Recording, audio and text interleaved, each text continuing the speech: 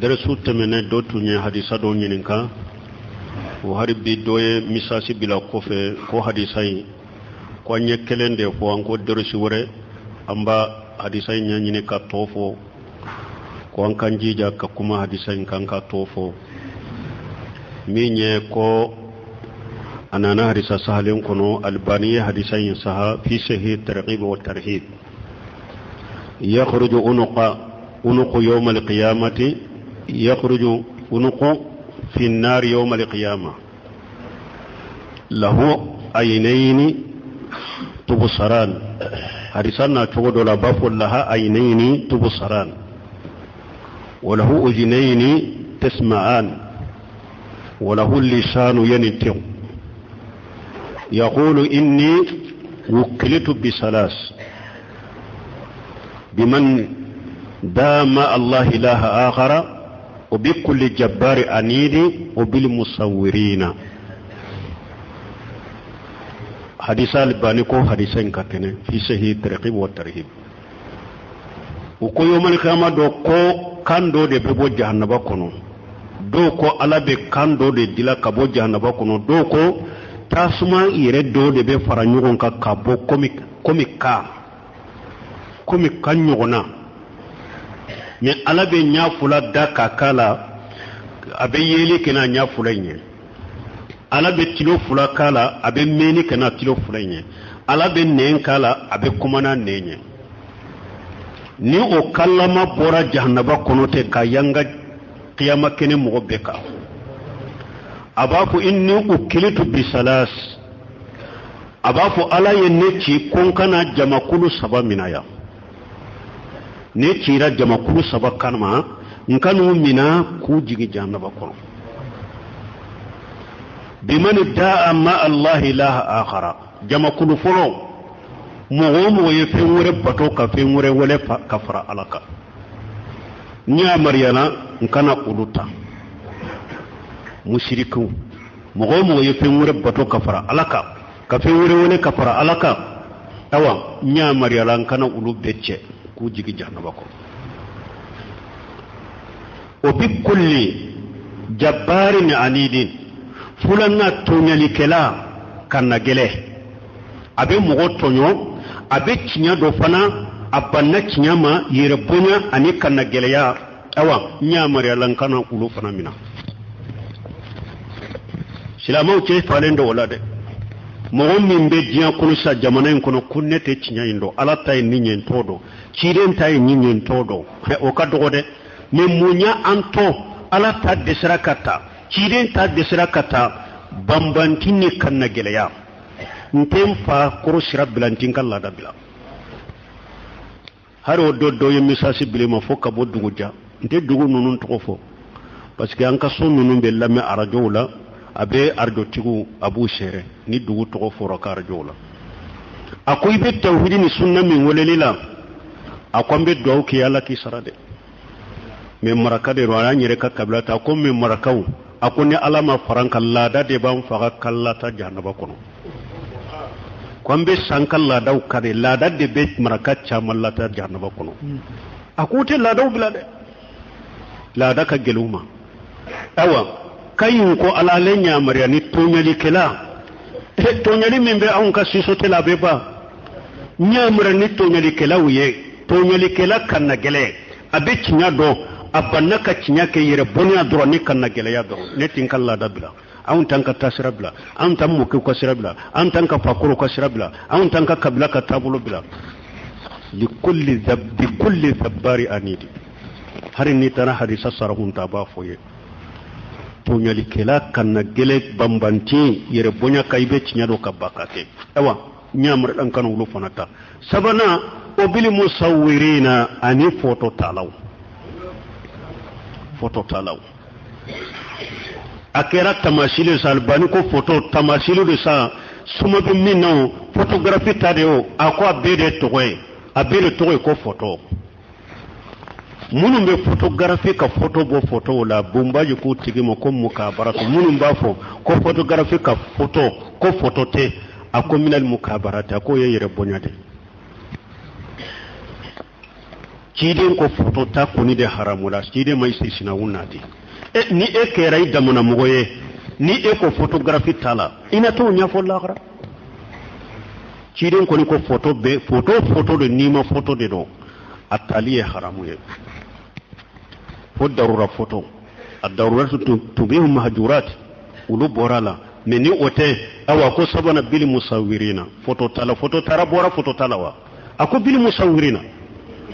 nyamra nin ka photo talaw fanan kuta awa hadisai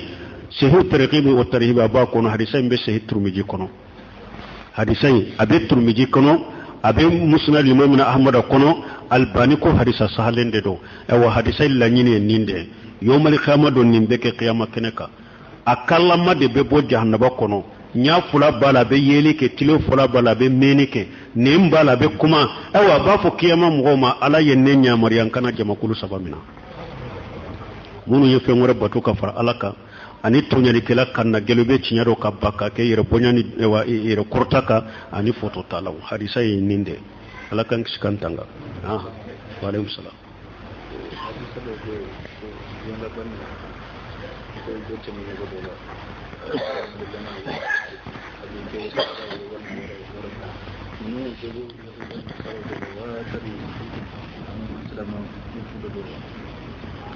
yebu ni nyemme nyininka ko hadisa udobe ko jinya wakati udobe na ibe teme mugo dola abaka bitiki kono hada madendo menibe shage kana kera ngonye ube akera lenye ko nimbe yahudiya udela ube be ibe ta al-inqasatu al-iqasatu lihifani min masaili shaytan bul qayyim ka kitabu inqasatu lihifan min masaili shaytan bul qayyim ka kitabu do ibata niyata kallaje bo chamanya kono yahudiya utede chire nyire ko ale kam mantonde do mugo saba ala sosolaw ube doni ke baga jugu bato ke la jugu masake ala sosolaw doni ke baga jugu bato ke la jugu munu nye ala soso yere balo haramu elendo mewyalla daga yere yo bake kake hodelu banyina la puru kala daga mugoye cidon ko osugu de do akoy beteme doda ala sosolaw dola abaka bitigi kono hada madendo ni ebe sage kanala yake ngoye ube ala yake le kiridata wa khanazir ako ulama do doni ke baga do groupe ebe teme u sigilenka hada madendo ni bete ka cila ni be sagi kanay basuro keran gounde ani ewa le masake jugu do ebe temela hada madendo ni be sagi kana ala ya yele makka ken gounu ala yele makko ken gounu lewye tumamu fora ibn bariki ko hal fasada dina illa lil muluk wa ruhban illa lil muluk wal ahbar wa ruhbanuha abu fayra ibn mubarak ka aku yeska munye dina cinya aku fuyi madina cinya fo masake ala sosolaw ani doni ke baga jugu ani bato ke la jugu aku fuyi madina tinani ni min sabate hal afsada dina illa lil muluk wa ahbar wa ruhbanuha aku yeska fuyi madina cinya fo masake ani doni ke baga jugu ani bato ke la jugu ko ni mo sabade dina cinya awa ciren ko jiyan laba ni saba ibe temi masakau dola hada madendo ni be sagi kana akera ngonya akera leye ibe tami patokela dola baka bitigi kona be pereke hada madendo ni be sagi kana akera ngoya akera leye ibe temi doni ke baka grupu dola u jama sigile ni ebe sagi kana akera ngoni lewne o ye hadisa udobe inqasatul ihfani min masaidi shaytan dibun qaymu abe kuma nunun kay ala kan kiji kantanga ala susun ala kuta ani doni ke baga jugu ya an kabila foi madina tin ibn mubarak yemin fo foi madina tin ni sabata koy masake jugu doni ke baga jugu bato ke la jugu nim mo sabade dina tinya pew awa yomal qiyamah do e jiyan laba ala bu yele mako ken go ni lewnde wa alaikum salam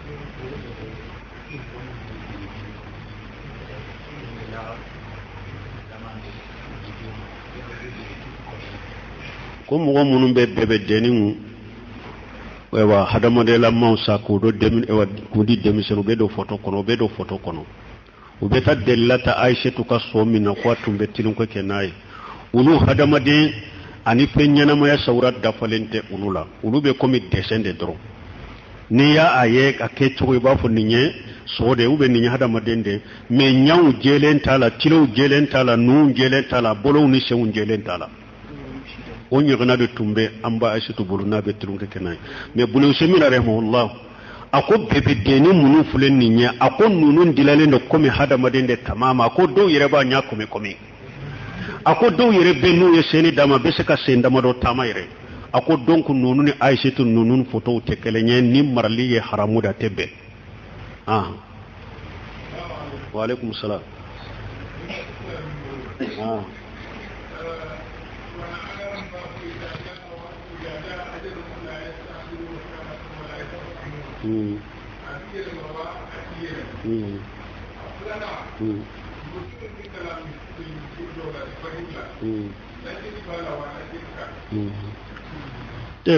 من فوق إذا زادلهم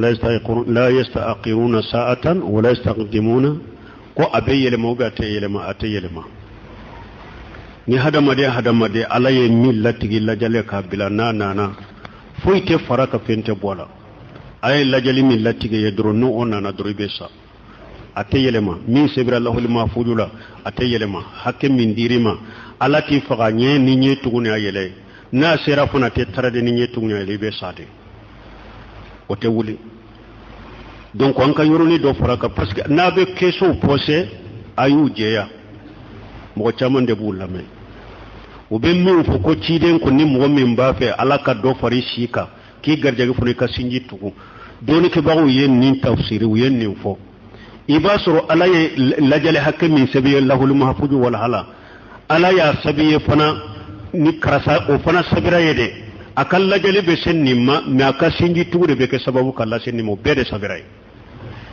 ika sarti hakke sabira ye me karasa ka sarti hakke ninde me ni sinji tugu de ba ashe o de be sabe me komi ete qaybudo cidenye sinji tugu fo na ya soro mi lajali sabira a sabira ko sinji tugu de ba senni yorola ina kuraji soro ina sinji tugu bede sabira me sino mi sabire foite para ka fente bola kunutu fajiri la ko do be kunutu kara fajiro be cugo do ye bidiya de ka dume kunutu ka fajiri ko be kunutu kala o ye bidiya de lesiri to la dina kono donc kunutu mi sabatira ciden bolo finna wajide ni ko ye islama usoro ciden be kunutu kala farda duru be kunutu be sika kala la me nyuma ye fajiri me juma kunutu te kala la hari na wajili juma kunutu te kala wala donc min ye fajiri tamin fule mo woro ye bidare le sirto la dina la wa alaykum salam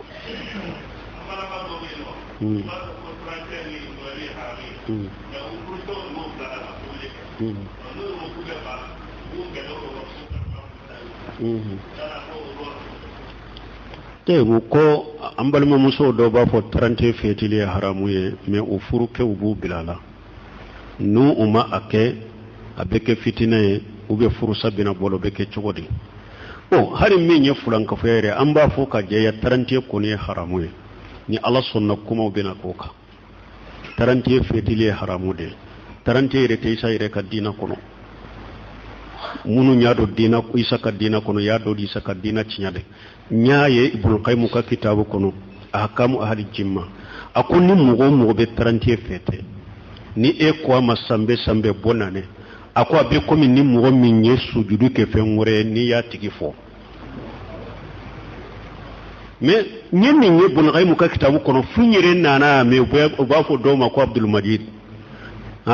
utode fo ako mugo be 30 fete ako shirku de do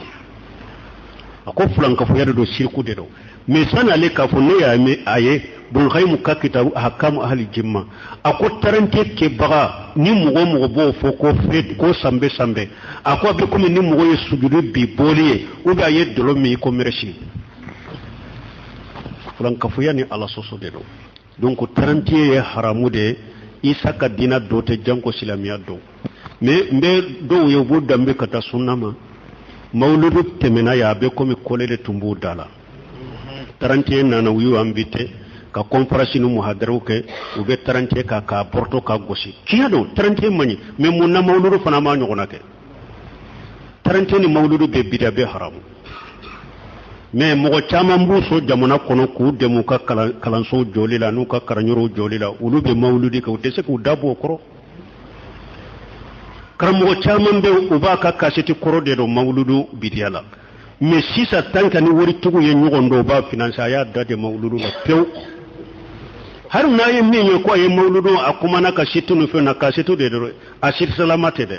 caman si salama sansara ambe ala de delala ka demusenu de bonu be mali sunna jo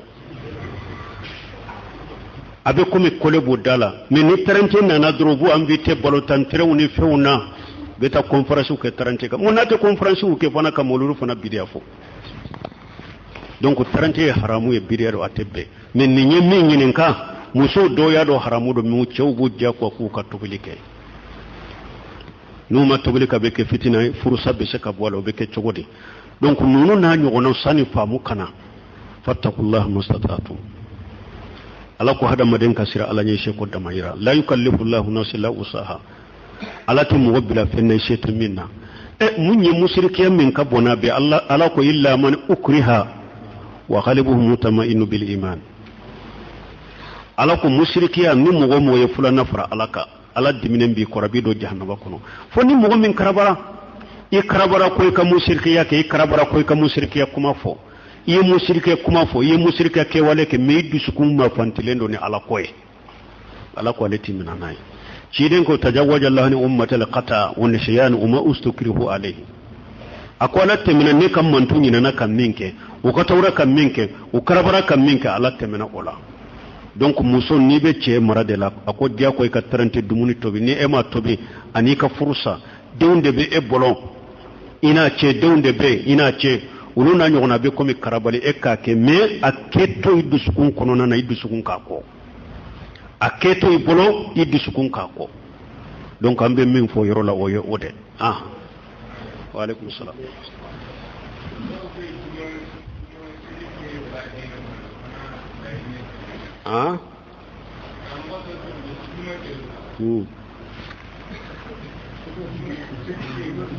bon comme do be ko te juma salli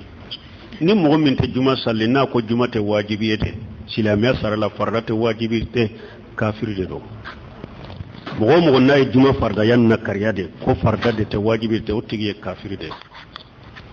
parce que ay ala de galon tigaya ka ci de galon tigaya mais na be mogo min bolo juma e wajibi de farda de do abe farda to salli abe juma yele makake e wasalli fana de ciden ko man taraka salasa jumu'ati tahawuna akoni mugo ye juma sabatoy makota la doro darurate foite taba Allah ala qalbihi ala bi biskun ro ka tampon kala wala takunanna min al ghafilina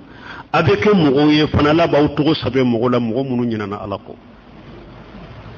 mugo munu nyina na alako donc hadisa sale ciden yo fala awdi minbari uko ayafu kam minbari yiride ka la yantahiyanna aqwam an wadihu li jumu'at aw la yaqtimanna Allah ala qulubihim thumma la yakunanna min al-ghafilin cide nyo fo minbari yiride ka ako wallahi mugo ka dabila mugo munum bin mugo yado juma sallila nuta juma salli fo ka dabila ubi ala bu dusukun noro o ko fu be ke mugo ye mugo munum be nyina alako yala munun te juma salli jamana kono ya nayu ula halal laje qur'an aya bi munyewa est ce que be qur'an aya fu ye nabu waju ibe hadisa fu ye nabu wajwa sarafuka kuma bu fu ye nabu wajwa la yaqtamanna Allah la qulubihim ala ko mo ye juma sabatoy ci den ko mo ne juma sabato ala bi dusukun noro de ki ke mo min nyana ala ko wajulu site en nafa parce que dusukun tampura kaba fina kiri foite wajulu tana fa qur'ana aya tanye hadisa tanye sarfu saluka kuma tanye ewa beke mo de munu nyina ala ko donc juma salli bali abe nim fula de nyogonje wa alaikum salam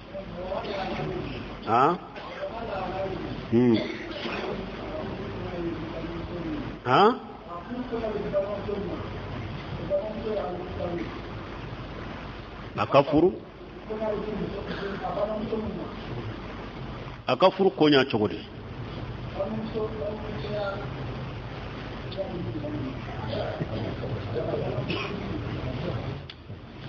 bo amma yin kalin famu akan kursa da yin kaliyar da mafamu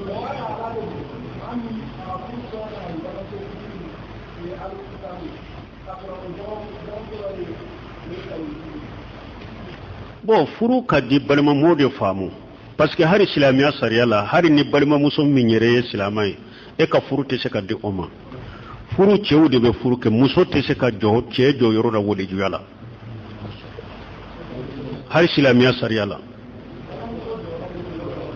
bo ale kambe minna konyo kola ni itari ka konyo kibariya di ika balmusu minna min ahli kitabi do ko be cogodi o ni islamiya sariya bonya be fengo fenye islamiya ka kode ana ka furuko o man ka di kafirima ahli kitabi ya fu be fo ahli kitabu ka sisa de ka hujaje jouka ka fa fulen ngalo minna filitere kitabu dira ma banna made kitabe dunke ko ahli kitabe bo fo puru hujaje ka jouka karamo caman ni silama caman ni fana famude ko ala yere ko ahli kitabu do u ka ahli kitabe ya be fo ka huja de jonka sino ate fo ku be dina la de donc kafiru de do yahuda be kafiri chrétien be kafiri bo fo mo fe ni silama ko de amanka takadi uluma aye silama ka ko takadi abalima silama ma innamal mu'minuna ikhwa mu'minu de nyugo balima wiye donc aya ka silamiya konya takadi abalima muso mununye mu'minu ya silamaw ye aka furu konya ka do le de manale yere silama de aka furu muso silama de ayu ka kodi silama de ma silama kana to ku ki kafi ku bi ka ko ta ku di kafirima wa alaikum salam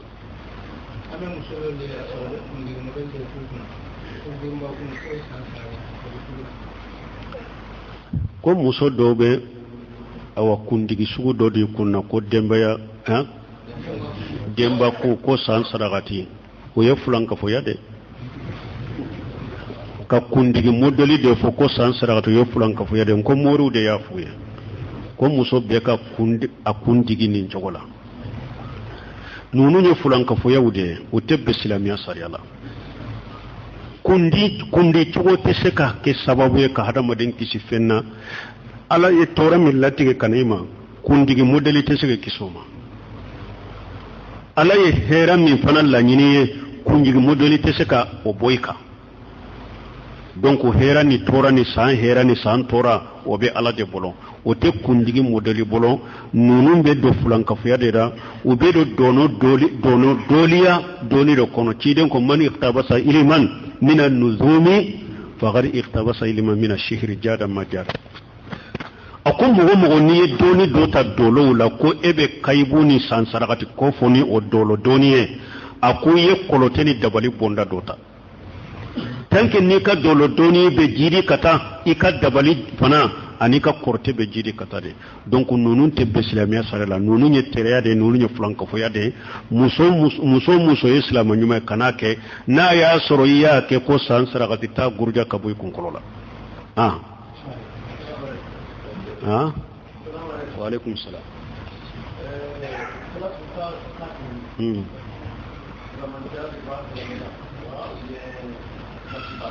ko salatul fatiha lima ukhliqa fursaman chabala bidiya fikrin kre salatul fatiha lima ukhliqa bidiya dina kono ko kura bidiya mugo bake baradi denkelenta la ibe junubu de surala